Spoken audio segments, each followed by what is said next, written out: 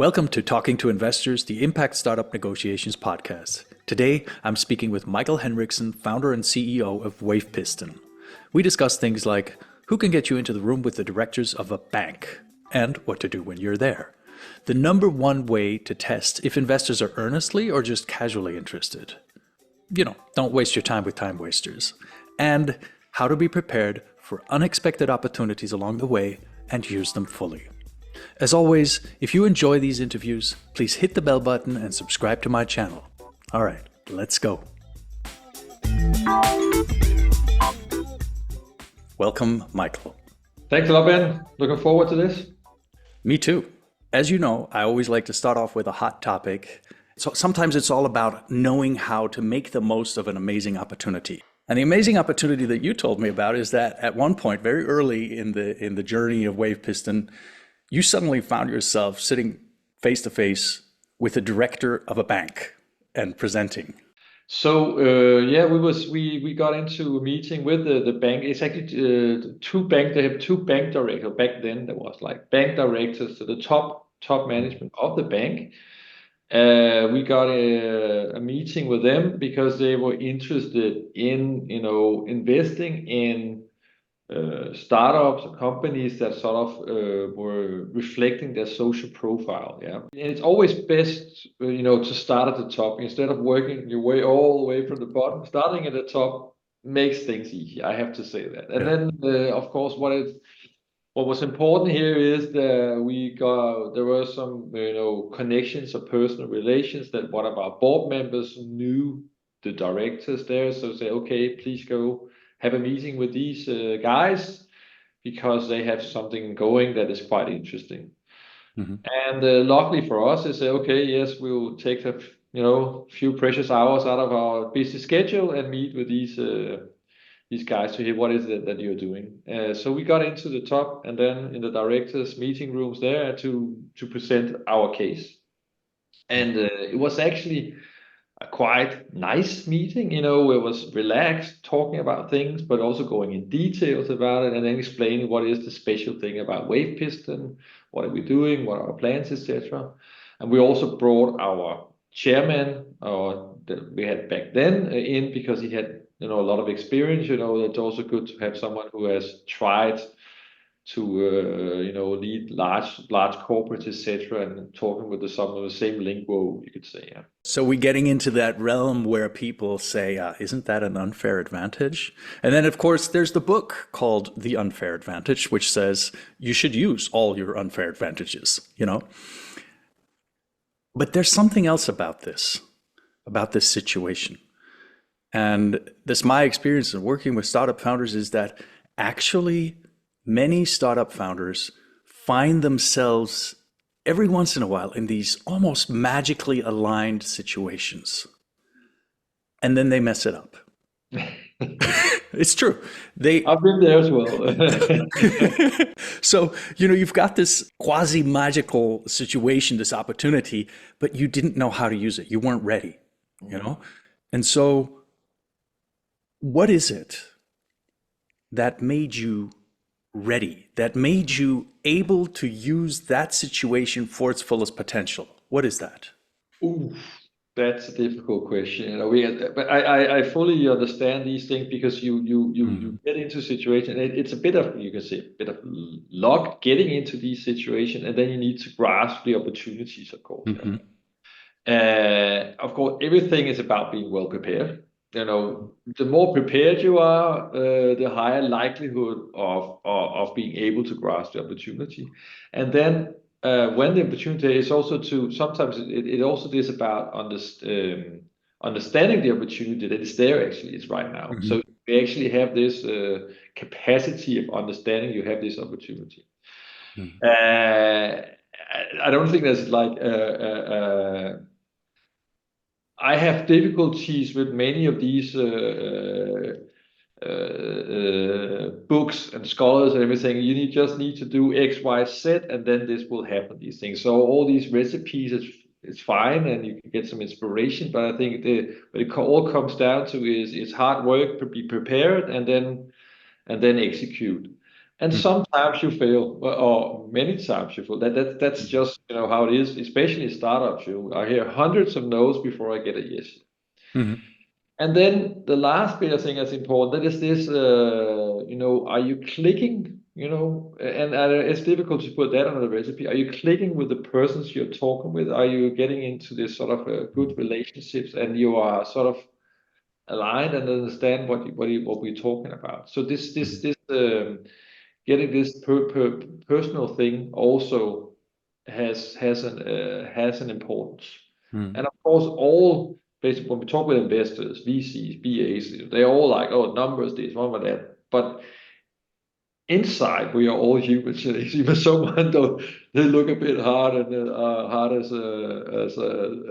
we have some hard shells around them. But so it is getting it under the skin, and then see what is actually that is important for this person I'm sitting with, and then Mm-hmm. trying to get into this. But it's not easy, it's Yeah. Yeah. it is hard work. It is being prepared and then grasp the opportunities. Yeah. Do you get a gut feeling for whether you're going to click with somebody? Do you get that fairly quickly, or does it take more than one interaction? Normally it's quite fast. Yeah. Mm-hmm. Yeah. And especially when we get more experience and older, you find out faster. Mm-hmm. Yeah, quite quickly about how is the atmosphere, the mood in the room Mm-hmm. around this. Yeah. And sometimes it's just in a polite way, just to be fast on closing things down. But at the same time, I almost always try to keep things open, because you can actually move in some good directions, even though you start off a bit odd. Mm-hmm. Uh, I actually have another story about that, not related to investment story, but it was like our installation within in the North Sea. Mm-hmm. We needed to get a vessel to come and help us, and then there were some misunderstandings about the price and about the conditions. And this director that talked with at that time say, "Forget about it. I'm not gonna work with you." And then so he just slammed over me, and we were we needed really to get this installation done. Mm-hmm. So I called him back, and we didn't get along to begin with. And I said, "I'm sorry." I said, "I'm sorry. Excuse some things were happening," and I not going down on my knees, but taking it from the start again, and then building the relationship up again, and then we actually had a wonderful relationship afterwards. Yeah, and then respecting each other, but of course, but not starting off on good foot, you can say. But so you can actually build something up, even though it doesn't start the best way. Yeah. And also sometimes that has to do with your own ability to say, okay, I don't have to be Superman, I don't have to be, or whatever, the dictator in this B2B relationship. I can allow myself to also be a little bit vulnerable and say like, okay, look, I'm really sorry, and to be able to apologize and those things, right? Yeah.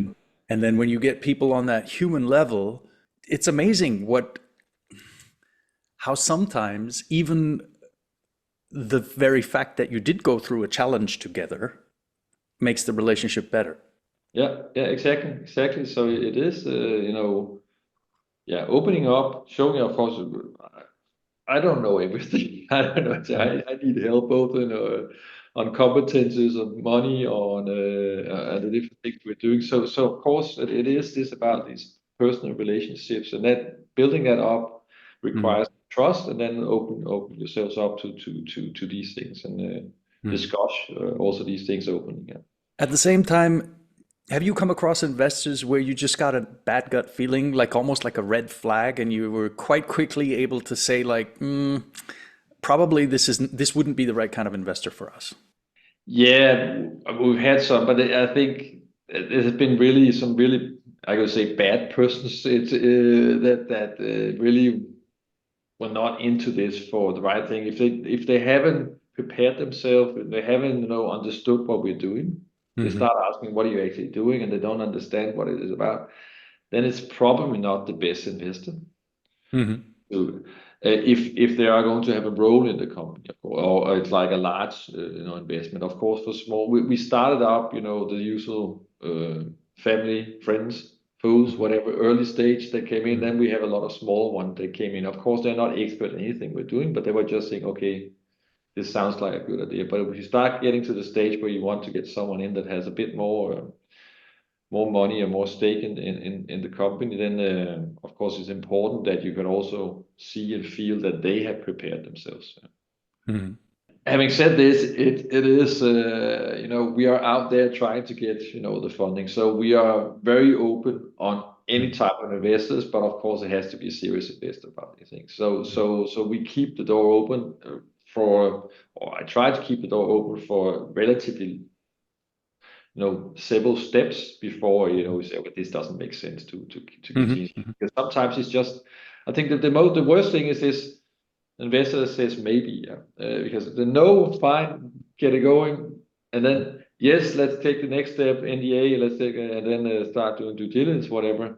And this part, yeah, maybe this is interesting. Let's do something more. Let's do some more. And then it's just using time on both sides and things. So it's the ideal investors that you want to keep going to, the second and third and fourth meeting, you see that there's a fairly high level of interest, right? That interest where you see the spark a little bit, right? That they're inspired by what you're doing. And if it's just like one of those fairly cool or lukewarm maybes, then could that be an indication that if you're not careful, you're wasting your time? Exactly. All right, now here's the deal. If you want to get real impact investors who are eager to fund you because you are the ideal startup for them, and who can bring you more new clients through their network, and who will give you warm intros to other impact investors, then go to perfectmatchinvestor.com. That's perfectmatchinvestor.com. Enter your email address, click on download, and get my ebook on how to eliminate the noise and find the top 5% of investors that'll supercharge your impact startup. And then, of course, the important thing is to find lead investors, right? Yeah, so it's actually what we're doing right now. As you know, we're raising a bit of money right now, so we're not going for the strategic lead at this moment. We are at the moment, showing some the results from our full scale system that's during 24 and into 25. But we are warming up to get this lead investor in 25. So that's why we're looking for a strategic lead investor, and have been working on this for over a year, 2 years, sort of warming up, and then hopefully they'll jump in next year when we need them. This is one thing that I also think some founders in general, that they misunderstand, is that they think, I'm going to search for investors, I'm going to get to know them, 3 weeks later I've got the money in my account. Maybe that happens, 1 out of a million. Yeah. And in your past experience, right, with your past investments, between when you got to know the person to when there was a transfer of financial funds, how long is that period usually? It's up to a year. Some are fast, 6 months. Some can do it 3 months, but yeah, between 3 months and a year. And I also try to plan to start at least 6 to 9 months before you need the money, at least. We were quite fortunate with this, with the investor, the bank that we talked about. They were quite fast actually, but it was also more because again the personal relations. They did the things. It was a fast due diligence, and then that was done very fast. But that's not normal. So we had one of these opportunities again that what we actually. Relatively fast, we got to an agreement. When you did select the investors that you are now working with, how did you know that that was a good fit? It was actually that we needed, to get more. We needed to go to another stage of getting more money on. We've had, the smaller investors we started with. So we needed to find someone that could be put in. It's not large investment. There was, I think back then was what. I think it was 1.5 million euros, something like that. And of course, it's not necessarily in Denmark. It's not the small investors or smaller business angels and stuff like that. So we needed someone that could go in, of course, still with some high risk, but they could see that this is something that could make it a large positive impact. So we tried to find someone that saw this where in the impact was important, and of course also the possibility of a profit, over the years. So with a long-term horizon, yeah. And then this opportunity came up with the bank Arbejdernes Landsbank, which is it's a bank that's owned by the unions in Denmark. So they have sort of they're very focused on their social profile because of this, of course, and they had sort of a long-term horizon. They are, you can say, the negative part of that, but also positive is like they're passive investor, so we don't get competences in as such, but knowing about our company or the sector or the technology. But we got in an investor that said, okay, it's fine, we want to support you, and then you need to get sort of the competence of these parts, from other places.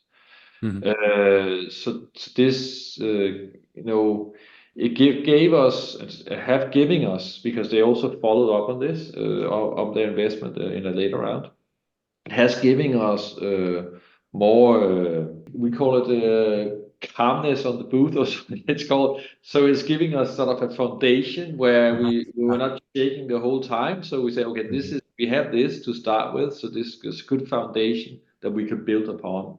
And we got some other investors on board. And we actually had based on this, there was some discussions, should we do it or not, on the equity crowdfunding.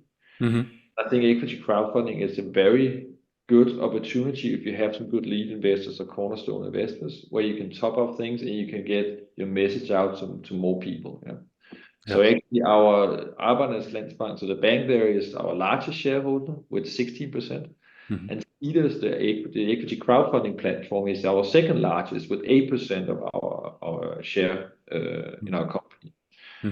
And we've had very positive experience with that. So having both the bank, the social profile, and also the community into this is actually something we chose, but also not because we had a lot of different opportunities to take whatever we could, but it sort of gave us a good foundation, and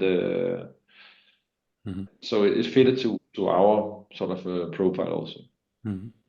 And you said that the bank is a rather passive investor, or sometimes people call it a generalist too. Yeah. Were they interested in, a little bit at least, the technology and how it's going to work, and maybe also what kinds of industries you connect with? So were they partners who were engaged? During the conversations, of course, in the beginning, they were interesting, understanding what we were doing. Of course, with their profile, they needed to be sure. Of course, we're not going out and killing baby seals or whatever these things. So they say, okay, what you're doing is actually making a positive, or will make a positive impact in the future. Of course, what you're making now is also a positive thing, because when we started back then, that was when we were on the North Sea there. So we are, we are working with suppliers in Denmark, in Europe, sort of supporting the supply chain in Denmark and Europe, which is of course important also for them. And then we are of course using suppliers that have proper, manufacturing facilities. So we're not, getting something out from suppliers, in Asia, China, whatever, where you have other types of labor laws, etc. Yeah. So that is of course something that was important. Understood sort of the company, the technology, and how to get things manufactured. But having said this, then of course it is again to this that they, because they know sort of our board member, and we had these discussions, and we put things out, and they say, okay, then we trust in you, let's get going. And they haven't interfered in any specific things, since. It's That only gives you a lot of freedom too, right?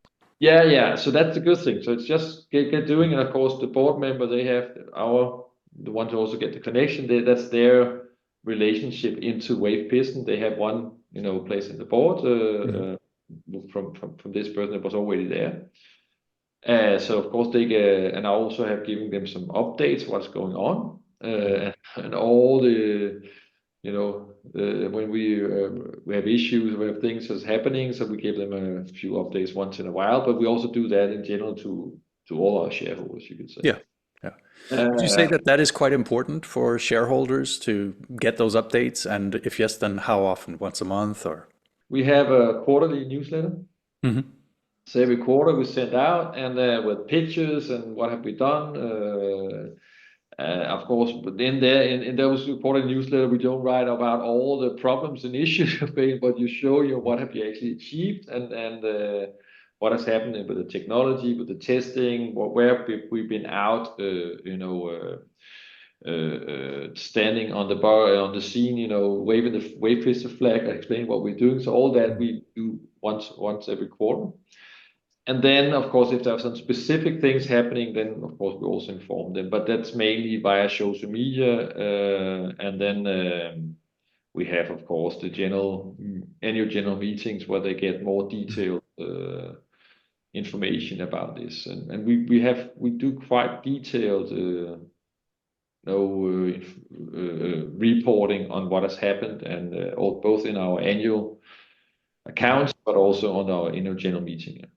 You said that the investors really, especially the bank, also invested because of the impact that you were going to make. And then you just briefly touched on the topic of having local supply chains.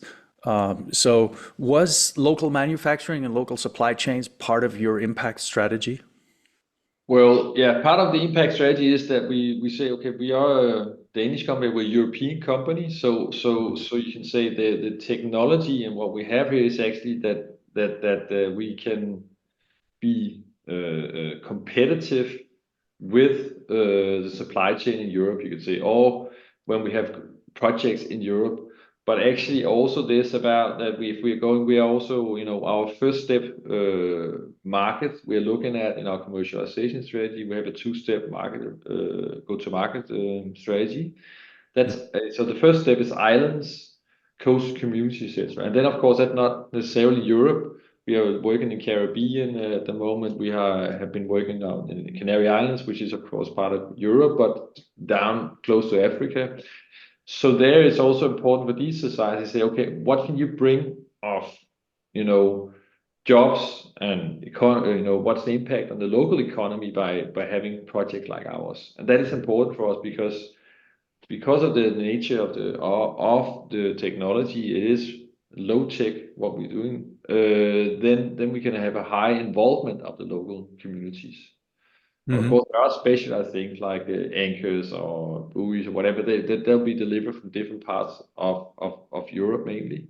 Mhm. And then we can have local assembly, installation, operation, and maintenance that is handled locally. That's sort of the strategy of our design and Yeah. the company.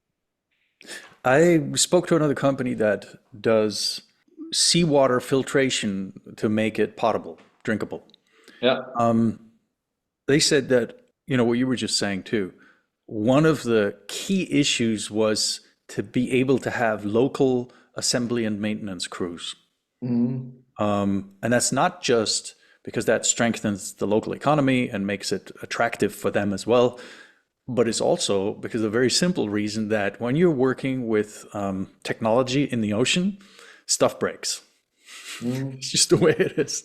And of course, you can't afford to, send the repair crew down from, I don't know, whether it's Denmark or Canada or wherever they may be, but not local. And then for them to wait for whatever it is, 3 weeks. Is that also part of your consideration? Is the ability to repair stuff is really important to have locally? At sea, you have Murphy's Law, where if Yeah. something go wrong, it will go wrong. Yeah. Mhm. So that's also why it's important that it can be handled by local companies or local, people with, of course, skills in that area. That when we have that everywhere, is that they can go out and fix these things, and that's why we are looking at this. Keep it low tech, but you don't need to fly in experts coming from all over the world. It Mhm. can handle on operation and maintenance in general. And then, of course, on a periodic level, there can be someone coming in and checking things that everything is right, everything is done in the right way, the right procedures, etc., etc. Mhm. So definitely, yeah, I would say more or less a prerequisite of this, that you have these this view and things of this strategy on your offshore operations. Well, which isn't always to be taken for granted, right? Because I know of governmental projects that were funded with millions and millions and then built some big fancy desalination plant, let's say with diesel motors or God knows what, the old style from 50 years ago, and put it outside of a city somewhere on the coast of, let's say, somewhere northern Africa. And then the experts went home to whatever it is, Europe, or the US, or these are highly complex, more like factory style desalination plants. And they started breaking down, and that's it. That's the end. Yeah. And so I think this is one key development actually that you're bringing to the table is saying, let's keep it low tech. Is this one thing that also makes it interesting for investors? Is the ability to see that low tech has, you could almost say, correlates with durability and the ability for local people to maintain? Being offshore is difficult. Yes. We need to find out what works best there. How can we do things as simple as low tech as possible? And that's what this is all about in our company. Mhm. And this is, of course, what the investors we have, are also the ones we're talking about, hopefully soon to be investors. That is this approach. They like that approach of things. There are others that goes in some other directions, fine, but this is what we believe in. And then we need to find the investors. I think this is the right direction to go in when you talk about wave energy. Yeah. And as you know, we're taking the wave energy. We don't have any electricity out of the sea. We don't have any conversion. We do that on a dry place. We work with a sort of a pressurized seawater. So it's a hydraulic system that goes to a conversion station on a platform or on land. And Mhm. by doing that, we simplify the things we have at sea. Mhm. So this approach is of course appealing to the ones, to some, and then those are the ones we're talking with, of course. So there's no, how do you say, you almost create like a safety barrier between all the components that interact with the ocean and seawater and waves and all the, potentially also destructive forces of the ocean, right? Mhm. On the one hand, and on the other hand, the, creating like almost a safe space for all the electric components. Is that right? It's a Pelton turbine, so it's a turbine and generator Mhm. that stands on a dry place. You can say let's just say Mhm. for instance onshore, yeah. So Mhm. yes, so we don't have that in the sea, which simplify things. Of course, what we have out at sea still has to be able to handle these very large forces, especially when there are storms. The survivability of things. You have 10, 20 meter waves slamming in. You need to have proper solutions for that. Mhm. And also as you say, the durability, the lifetime, that you have millions of cycles, and the moving parts. You really need to be careful. Where do you have your wear and tear, and then you can be sure, or you reduce the risk of some of the things breaking down, so you don't need to go out there, because it's very difficult to work out at sea, and Mhm. you're not always able to go out there because we are there where the waves are. So that's the nice thing, but that's also the worst thing, because if something happens, if something breaks down, you can wait 1 week, 2 weeks before you can actually get out there and do something about Mhm. Mhm. it. This is also the key here, and it's also why it has taken more, you can say, time for wave energy to come into play now in the big portfolio of renewable sources here. Mhm. Wind, solar, you can stand, on land. You started there, nice and easy, next to your house or whatever. You can work on things, improving. We have to be offshore from the start. Now we're bringing wind offshore. We're bringing, have brought wind offshore and bringing our floating wind offshore. We're bringing also solar offshore. And because they're taking the next steps, we need to start offshore and get things to work there. Mhm. Yeah. But we are getting there. Mhm. So you were talking earlier about how it's quite important to get investors who are into this kind of stuff, right? Yeah. How do you check whether an investor is online with the, let's just in a simple way call it a low tech approach? we have used assistance from some advisors or some consultants saying, "Okay, can you please help us in this very large ocean of venture capital or capital for startups?" And we are sort of, we look at the whole world because the whole world is our market. We are there where waves are. So the investor could come in theory from any part of the world, as long as they are sort of, they can see that this is what they want to invest in, of course, and it's something that clicks with us. And we haven't had the luxury to go out and say, "Okay, we have, as I said, 5, 10, whatever, and you are the best ones right now." But hopefully it will come, when we have to do this next year, where I said we want to take one step up now with a real strategic lead investor next year, which is not the bank, because they say, "We're taking you to this phase where you are now. You need to take this next step with sort of more strategic investor." Yeah. And we agree on this. Of course, it has been nice to have the bank there so far.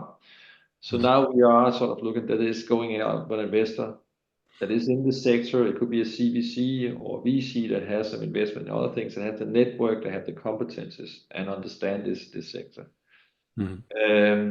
And then, of course, we can go in and we can see what they're writing, on their homepages, what they are sort of communicating in different places on social media, etc. But in reality, it's more if there's someone where we send a pitch deck, or we get some relationship into some specific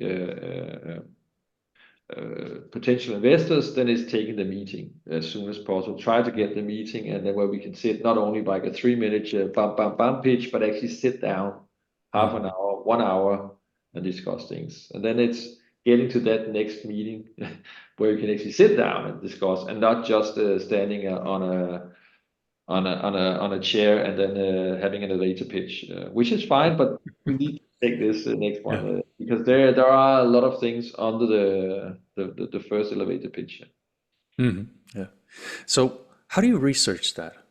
How do you find out which investors you want to try to create and have meetings with? Well, as I said, in practice, we've got some help from someone that knows the whole investor scene, and then it's just lining. And we have a list of 600, 700, 800 investors, and then trying to find out, okay, which ones could be interesting us. And it's always this about sending a pitch to a website and hoping for that. We have also done that, but it's the likelihood of success of that is relatively low. So what we always try to is to find out, do we have some relationships into the place where we can get in at the right level in the organization. It saves time for us.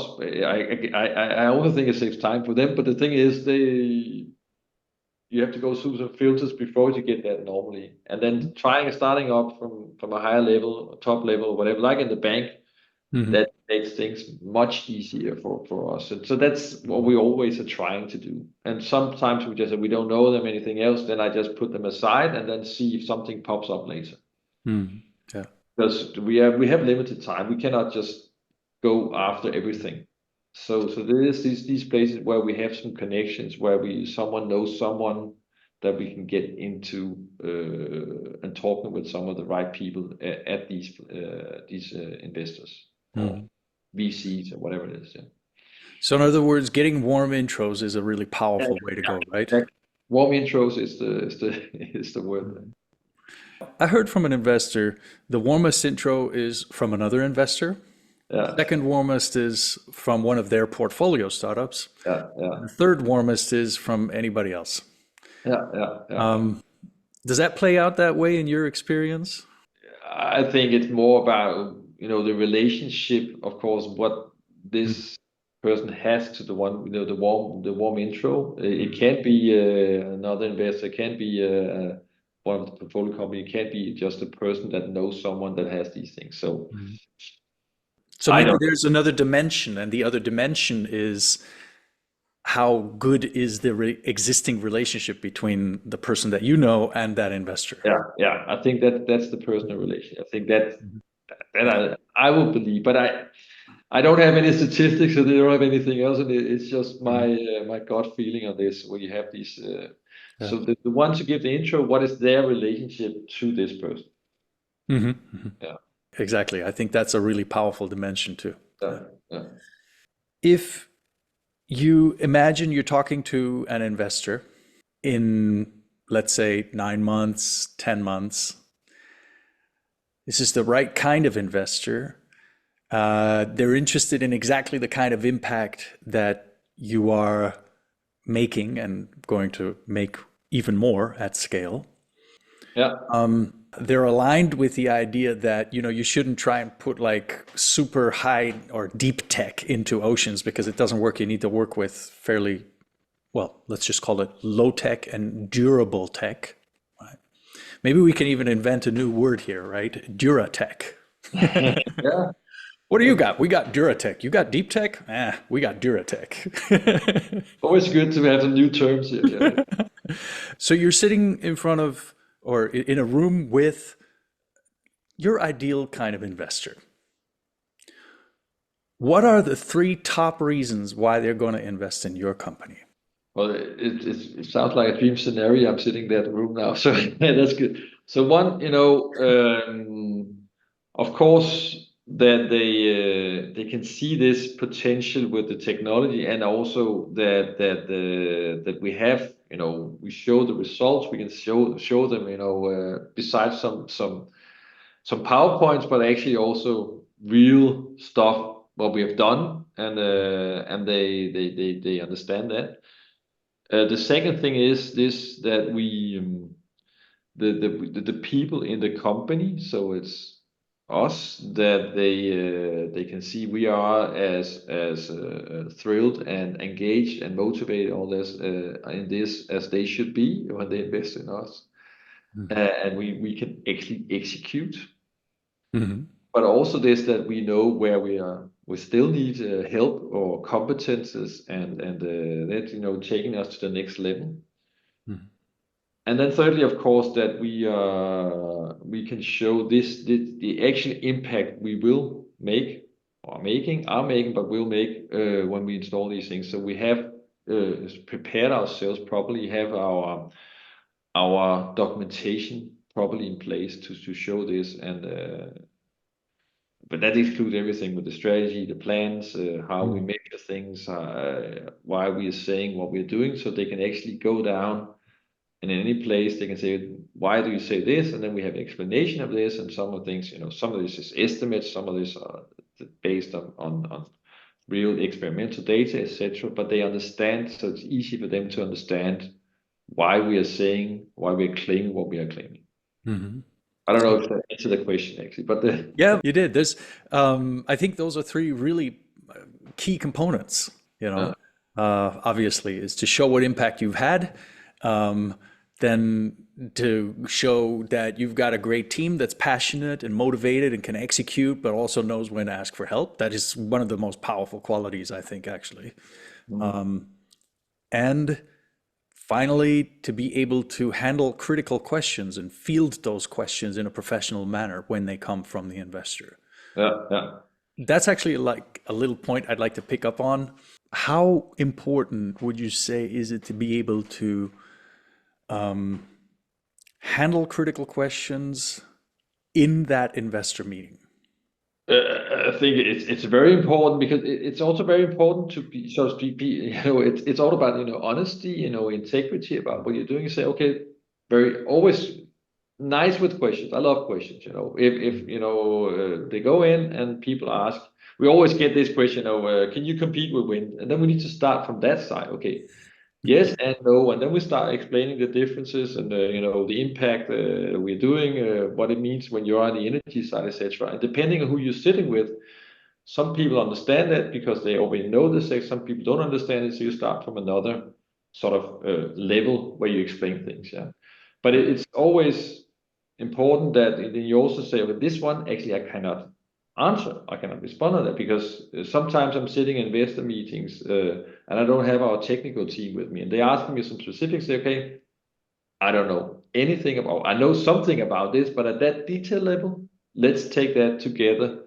with our tech people on these specific things, or I'll come back to you with this specific thing. So to be honest, this is what we know, this is what we don't know, or I don't know, but also as a company, we've not done this yet. We are not at that stage yet. We are here, and this is in our plan. We will get that to the next time, or the next step will be we do these things. So we cannot solve all things at the same time. We cannot have too many parallel tracks because we're very few people. We need to focus on the right things to make results. But sitting there getting critical questions, I love that, and then start explaining for them what do we know, what don't we know, and then and what are our plans on these things. How do investors react to that? Like when you say, okay, I'll need to come back to you. In general, it's positive, I think, because if they can see that you are sort of that you're honest for what you're doing, and when you explain things, and some of them say, okay, I've had like hundreds of meetings say, oh, it's fine, now we understand where you are, and we are not, we are interested when you're at this stage now. I have hundreds of meetings like that. So this is what, the outcome there will be sometimes. You go, oh, we thought you were here, but you're not here, so we will do it.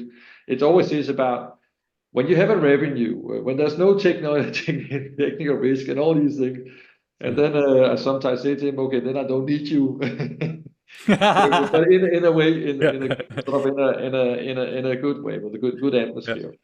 Do you get that from investors where they're like, okay, when you're in a perfect situation, your company is totally, like making loads of revenue and profits and everything, and all the technical kinks are worked out, then we'll come invest in you. We're like, I get that. Okay, that scenario doesn't exist.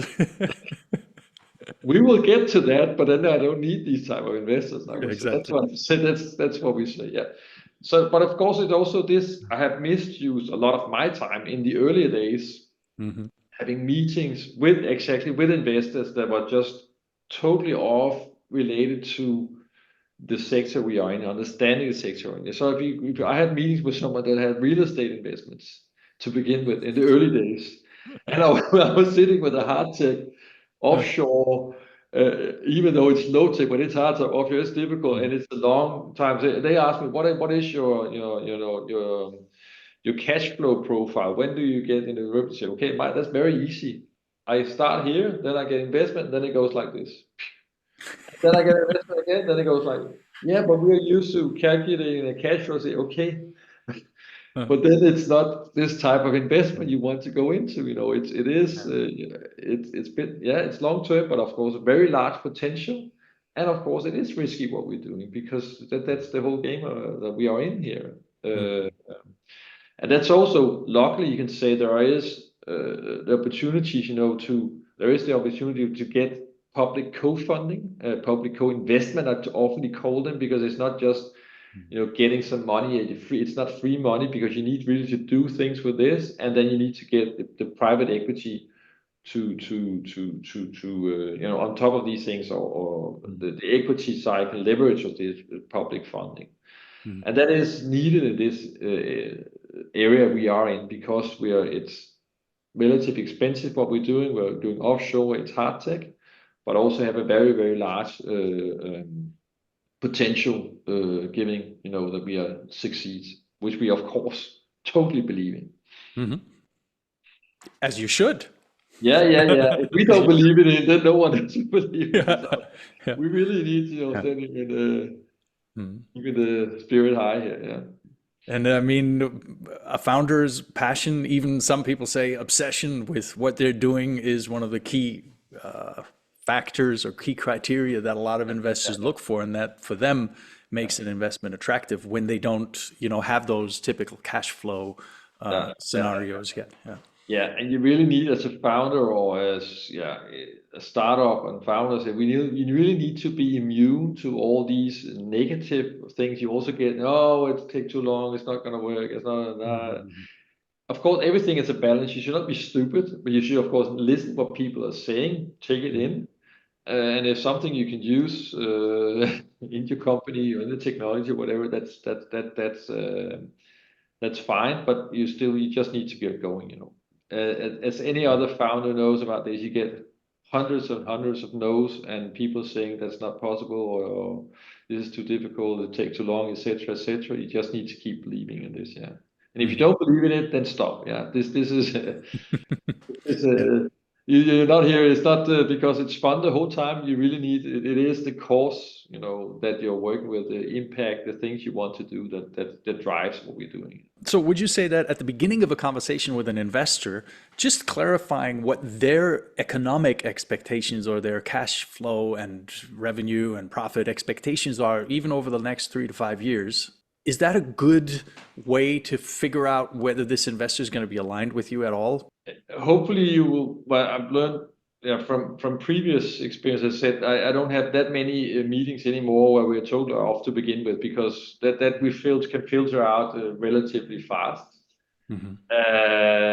Now it is still difficult, of course, to find, is it the right invest, or the investors that we're talking with, are they interested in the stage we are in right now, or is it something later? And many of them we talk with this always this about, as I say, no risk and a lot of revenue. Yeah.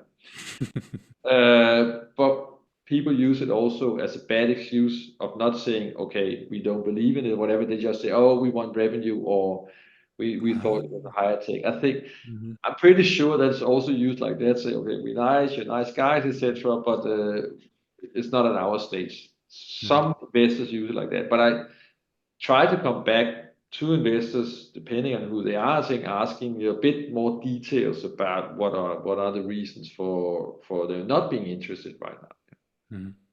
I don't do it every time. It depends on the situation.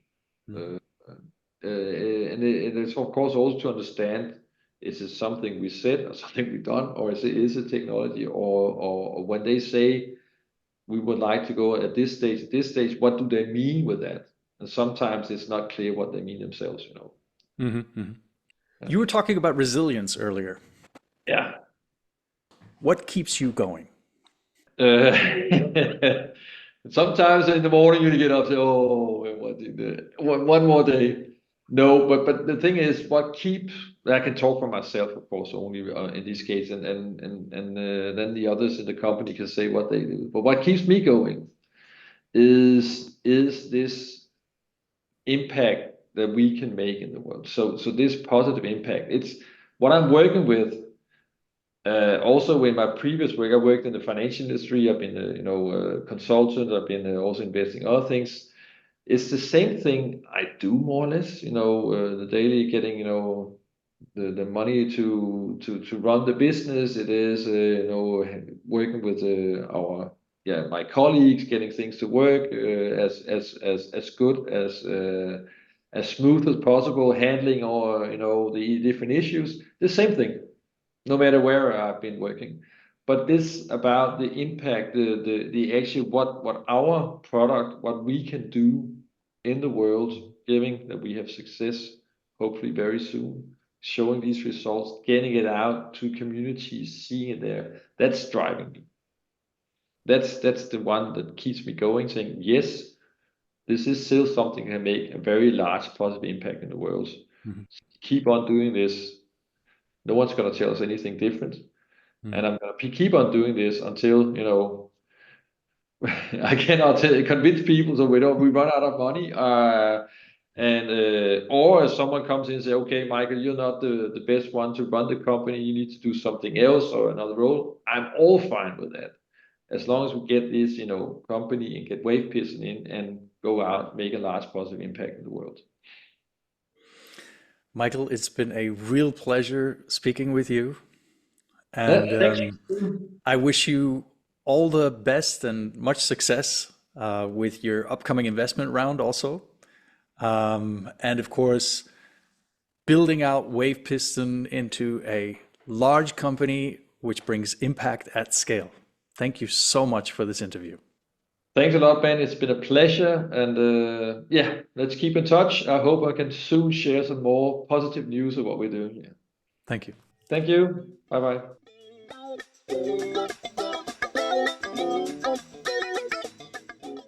Thanks for listening, and don't forget to subscribe and hit the bell button so you don't miss an episode. And please do share this podcast with any impact founders you know who might benefit from better understanding the investor mindset and from thinking about what that really means. Impact. Let's start this discussion between startup founders and investors about impact in the spaces of circularity, sustainability, and regeneration. Thank you.